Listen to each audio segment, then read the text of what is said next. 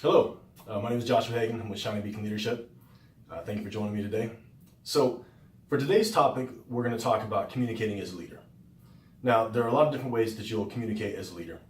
Sometimes they're going to be in a group setting where you'll be speaking to either a full team or maybe even multiple teams. There's going to be the one-on-one meeting. There's informal communication. But really, what we're going to dive into today is more of the one-on-one coaching session. So I think that's where the communication is really, it's important in every aspect, but it's so important when it comes to that one-on-one individual coaching that today's video is really where we're going to dive into that. So true communication is a two-way street. Think about it as a back and forth with dialogue between both parties happening. To illustrate the point, think about maybe a time where you were pulled into the boss's office and you needed to talk about performance. Maybe you weren't hitting a performance metric, or maybe something needed to be improved, whatever it may be. Maybe it was just a project that needed to be done. But you get pulled into the boss's office and immediately it's all about what do you need to do? You're either not meeting this metric, you need to fix it, or find a way to fix it. Can come across as very attacking, even though I don't think that's ever really the point, but it can come across as very attacking, certainly not comfortable for many people that are in that situation when they're being pulled into the office and, let's say, talked to instead of communicated with. On the other hand, you have the boss that brings you in, that talks a little bit about how you're doing, what's going on with you and maybe your life, to determine, especially if it's a performance thing, determine maybe there's something going on outside that's affecting your performance in work. Instead of talking at you and telling you what you need to do, what you need to fix, and maybe not even giving you any suggestions as to what to do, they're trying to find out what's going on with you, as well as talk through maybe the root cause of the issue and what's causing the performance issue, or maybe why you're not getting the results that you and the organization want to achieve. Instead of talking at you, it's talking with you. It's getting your thoughts, finding out where you're coming from and what's going on in your life. And more important than that is even giving you the different ideas and the tips on how to improve yourself and get better, so that particular area of performance can improve. Or again, maybe if it's a special project, why you're being asked to do this special project. Think about those two different approaches. Being talked at versus being talked with. One of the things that I've always really liked is something that I learned in sales many years ago. Really, when I first started in sales, is you have 2 ears and 1 mouth for a reason. So you really should be listening twice the time that you're talking. And I've loved that. I've loved that in sales, and unfortunately, it's something that a lot of salespeople don't actually do. They just come through and pitch and talk without actually even getting anything from the customer. But I think it's the same approach in leadership, actually. When you're dealing with one of your employees and trying to help them improve, it shouldn't be one of those cases where you're just talking.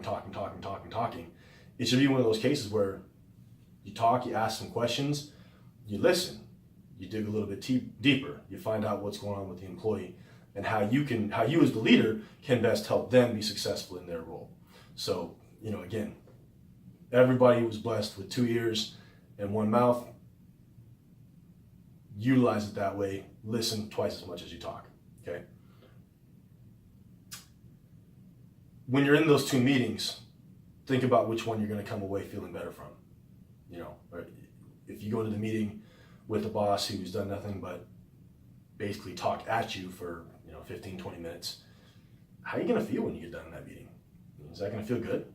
Probably not. Probably going to feel a little cruddy. You might even at that point decide that you're going to go look for something else already. On the other hand, when you come out of a meeting with a boss who's truly tried to understand you and what's going on with you, as well as give you tips and different ideas and different ways to make improvements, you're going to come away from that meeting feeling a whole lot better. And as leaders, that should be our goal, is to make the experience for our employees and the people that we lead as good as possible. We do that for them, and they're gonna work hard for us. it's a win-win. You know, nobody loses in that situation because you're looking out for your employee.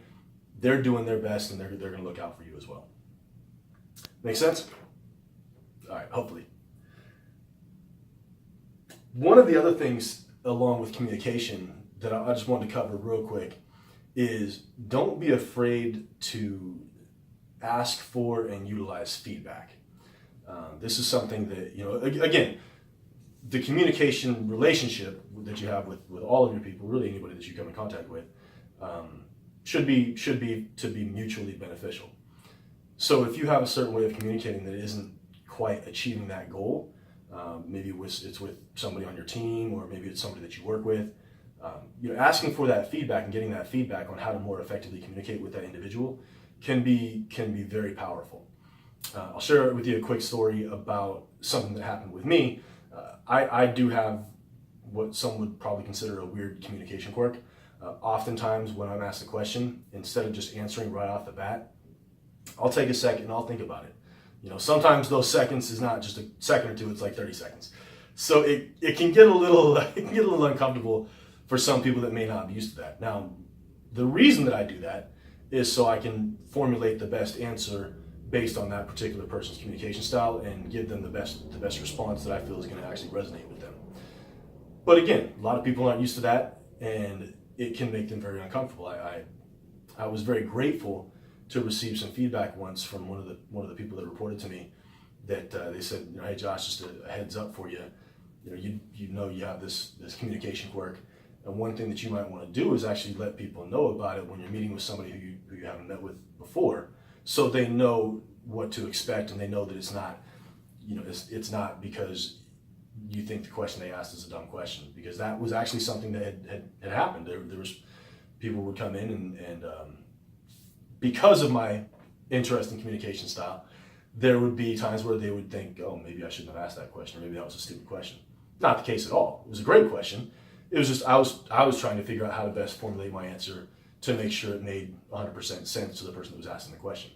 So again, my employee had the I'll say had my back enough to share that feedback with me, and again, some of the best feedback that I ever received, because I want to be a great communicator with the people that I'm working with, and if there's something that I'm doing that is causing that to not come across the way that I intend it to, I want to fix that, or at least let the person know the reason that I may pause a little bit, or have that little quirk, if you will. I've even had employees thank me afterwards for sharing that quirk with them, so that they, you know, there was times during the course of the conversation that they said, you know, I may have thought I asked a dumb question at that point, but because you had mentioned to me that you take a little bit of time to think about your answer, it let me know that it's not that it was a bad question, it was just that you're taking the time to formulate the answer. So again, have people even thank me for sharing that quirk of mine with them, so that they know how I communicate and the reason that I'm doing that. It's not a bad question. Again, I'll forever be grateful to that employee that shared that feedback with me, that helped me to become a better communicator. So I encourage you to approach your communication with others with the old sales approach, that you listen twice as much as you talk, ask questions, seek to understand, and then you know, have that two-way conversation versus just the conversation of blah blah blah blah blah blah blah blah, and just talking at somebody and really nobody really getting anything out of it. At the end of the day, by taking that approach, you're going to see greater results with your team, with the people that you work with, even in just your regular communication throughout life.